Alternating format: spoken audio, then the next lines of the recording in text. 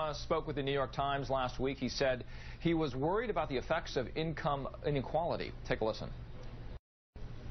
There was a sense of not upward mobility in the abstract. It was part and parcel of who we were as Americans. And that's what's been eroding over the last 20, 30 years. Here we are, having dealt with this massive crisis, but those trends have continued. And that's what people sense. That's why people are anxious. That's why people are frustrated. Okay, more on the data here. There's a study showing 11% of working class whites live in poverty compared to 23% of non-whites. But the rate among whites, that's growing faster than non-whites. Kelly, what does this say to you? Well, it says that the president still has a lot of work to do on the economy, particularly in terms of his legacy. I mean, it would be a real tragedy if the first black president presided over one of the worst times in history to be a black American in this country. And the Economic Policy Institute actually says that the numbers have been so bad for black Americans, while a lot of other groups have begun to recover from the recession, that they actually refer to it as a slow-moving, perpetual recession among black Americans.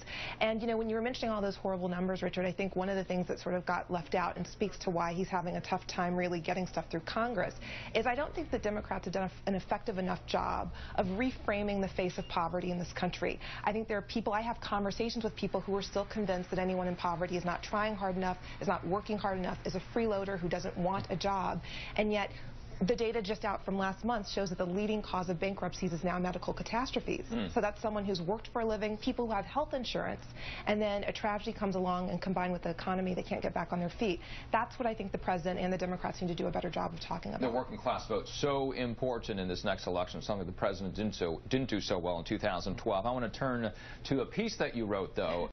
And we were teasing this at the top of our segment, and that has to do with the feud between two very famous people about social responsibility. Right, and I actually hate the term feud because to me a feud denotes that people are disagreement. How about that?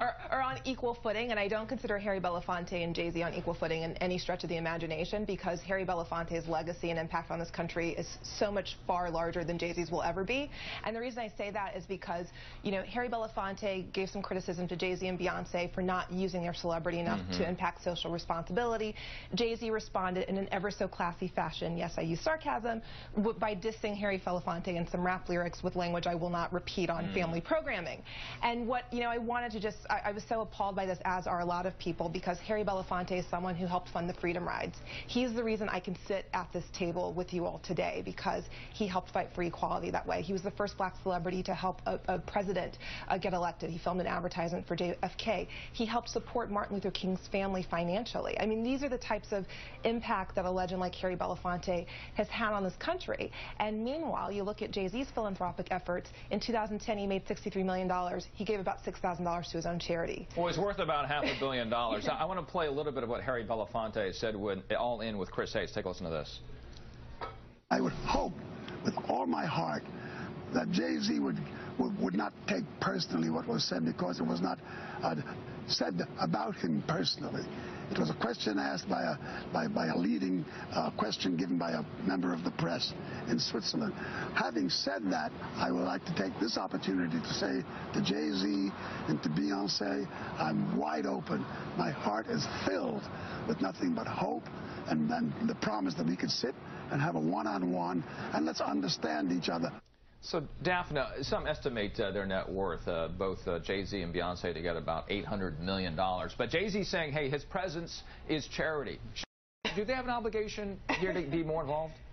You know, in some ways, this is like, this is a little bit of like the Trayvon Martin generation. I mean, this is a discussion that came right out of the Zimmerman verdict, and sort of who was out front and what kind of response could we get out of community, out of celebrities, out of leaders in this country who would kind of stand up and say something. And I think, you know, first you see people sending out supportive tweets, and you know, here you have somebody saying, you know, for people who are worth $800 million, that may not be enough.